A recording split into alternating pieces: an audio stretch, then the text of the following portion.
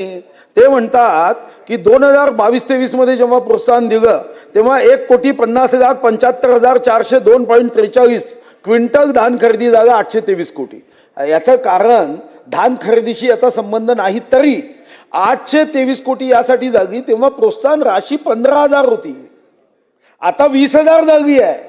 तर रक्कम 20,000 जागेवर वाढणार आहे। एक नंबर 2, धान उत्पादक शेतकऱ्यांचा आग्रह यासाठी होता जो आपण मान्यही केला। तुम्ही समजून घ्या की यामध्ये जबरदस्तीने जे धान भरडाई केली जायची त्याच्यामध्ये गडबड घोटाळा व्हायचा। मग असं ठरलं की हा जो ज्या पद्धतीचा डिस्ट्रेस सेल आहे अध्यक्ष महाराज, यामध्ये असणारी जो फरक आहे, कारण धान उत्पादक शेतकरी हा इतर सर्व शेतकऱ्यांमधला म्हणजे शेतकरी गरीब आहेच, हा अति गरीब धान उत्पादक शेतकरी आहे। कारण एकराला 25 ते 30,000 खर्च होतो आणि 1,000, 2,000, 5,000च्या प्रति त्याचं काही उत्पन्न नफा येऊ शकत नाही। सर्वात फाटका शेतकरी जर असेल तर तो धान उत्पादक आहे, म्हणून बोनस सुरू झाला। आता याच्यावर चर्चा करू, बैठक घेऊ हा विषय नाही। दुसरा अध्यक्ष महाराज की तुम्ही चुकीची माहिती सभागृहाला दिली की पहिले रक्कम कमी होती, तर ते 15,000 असेल तर रक्कम कमीच असणार आहे।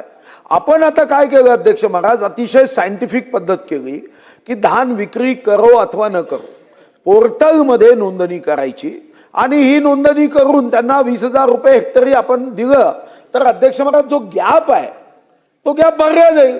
आणि शेतकऱ्यांसाठी हे पैसे देत नाही का अध्यक्ष महाराज? आपण 44,000 कोटी रुपये वर्षाला दरवर्षी आपण वेतन आयोगामध्ये वाढवतो। 10,000 कोटी अध्यक्ष महाराज डीएच्या रूपाने कर्मचाऱ्यांना 10,000 कोटी दर वर्षाला वाढवून देतो, आमदारांचा पगार वाढवून देतो, धानाचा बोनस द्यायचा वेळ आली, चर्चा, बैठके, डिस्कशन, संवाद, मंथन यावर आपण वेळ देणार आहोत का अध्यक्ष महाराज? आणि या अधिवेशनाची सुरुवात शेतकऱ्यांच्या हिताचा निर्णय घेऊन करायची आहे की अध्यक्ष महाराज फक्त बैठका घेऊ, चर्चा करू? अध्यक्ष महाराज हे योग्य नाही। धान उत्पादक शेतकऱ्यांच्या बोनसचा निर्णय अपेक्षित आहे। शेवटी विधानसभेत जेव्हा लक्षवेधी केले जाते तेव्हा पूर्ण तयारी करून यायचं असतं अध्यक्ष महाराज। इथं असं उत्तर अपेक्षित नाहीये। हा अचानक एखादा उपप्रश्न आला आणि या उपप्रश्नाची माहिती जर सरकारकडे नसेल त्याच्यावर निर्णय हा नंतर केला जातो। हा उपप्रश्न आहे का अध्यक्ष महाराज? लक्षवेधीचा आत्मा आहे। तुम्ही आत्म्यालाच उत्तर देताना जर असं उत्तर देता की आम्ही बैठक घेऊ नंतर सांगू, तर संसदीय कामकाजाचा अवमान आहे, हा संविधानाचा अवमान आहे अध्यक्ष महाराज। तुम्हाला लक्षवेधी स्पष्ट भाषेत आहे की धान उत्पादक शेतकऱ्यांना बोनस द्यायचा की नाही द्यायचा, आणि याला लाजायचं काय? मी काय उखाणे घ्यायला सांगतोय का मंत्री महोदयांना? अरे तुम्ही स्पष्ट उत्तर द्या ना की धान बोनस आम्ही देणार, GR 2 दिवसात काढणार। मग याचा अर्थ काय आहे की तुम्ही अजूनपर्यंत कोणतीही तयारी 25 डिसेंबर 2025 पासून त्वरित कार्यवाही करावी असं म्हटल्यावर येत नाही। तुमच्या भातात खडे पडल्याशिवाय कसे राहतील अध्यक्ष महाराज? खाताना तुम्हाला घासामध्ये खडा येईल यांनी। 25 डिसेंबर पासून आपण मागणी केली आहे, आजची मागणी नाही आहे आणि पहिलीच लक्षवेधी धर्मचक्र प्रवर्तनाय मान्य मंत्री महोदय उत्तर घेऊन आले नाही।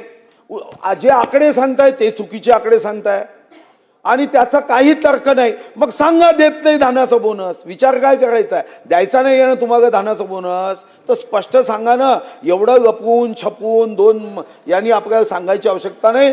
आमची आग्रही या लक्षवेधीमधून मागणी आहे की तुम्ही धानाचा बोनस देण्याची घोषणा करा। प्रथम मी आकडेवारी ही चुकीची सांगितलेली नाही। जी आकडेवारी आहे आपण म्हटलात की 15,000 होती 2022-23ला आणि 23-24ला ही 20,000 झाली, मग 500 रुपयाचा फरक होता, रक्कम जवळपास दुप्पट झालेली आहे। 15,000 रुपयांना जर का 30,000 झाली असती तर रक्कम दुप्पट होणे अपेक्षित होतं, परंतु 2022-23ला 1,378 कोटीवरनं हे 1,628 कोटी झाली आणि खरेदी ही कमी झाली। ह्याचा मी पुन्हा एकदा सांगतोय, आमचं सरकार बोनस देण्याच्या विरोधात नाही, परंतु अध्यक्ष महोदय बोनस देत असताना तो योग्य हाती पण गेला पाहिजे। मी एक माहिती म्हणून सांगतोय की फक्त नोंदणी केली की डायरेक्ट बोनस मिळतोय। अध्यक्ष महोदय नोंदणी करण्याची जी प्रोसिजर आहे त्याच्यामध्ये देखील आपल्याला काही बदल करणं आवश्यक होतं। 2 वर्षापूर्वी आपण तिथे आधार कार्ड बेस देखील आपण नोंदणी करत नव्हतो, सरळ सातबारे घेऊन यायचे, नोंदणी करायची आणि बोनस घेऊन जायचे। एक एजंट तिथे कामाला लागले होते।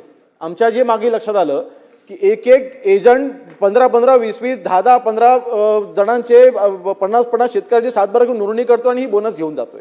मग आपण आधार कार्ड कंपल्सरी केलं, बँक अकाउंट ट्रान्सफर आता आपण थेट करतोय, ज्यांचा जे आधार कार्ड लिंक झालेलं आहे, ज्या आधार कार्डाची आपली नोंदणी झालेली आहे त्याच आधार कार्डचं बँक अकाउंट असेल तिकडे आपण डायरेक्ट आता ट्रान्सफर करतो, आपण क्रॉस चेकिंग करतोय, तर असे काही रिव्ह्यूज आपण करतोय. मग अध्यक्षमध्ये बोनस देण्याच्या बाबतीमध्ये सरकार आमचं नकारात्मक अजिबात नाही, परंतु ह्या हंगामामध्ये बोनस देण्याचा निर्णय हा नक्कीच माननीय मुख्यमंत्री महोदयांच्या उपस्थितीत बैठक घेऊन त्याच्या बाबतीत निर्णय घेण्यात येईल. सुधीर भाऊ कारण शेतकऱ्यांच्या खात्यात डायरेक्ट पैसे जाते, शेतकऱ्यांच्या खात्यात डायरेक्ट पैसे जाते.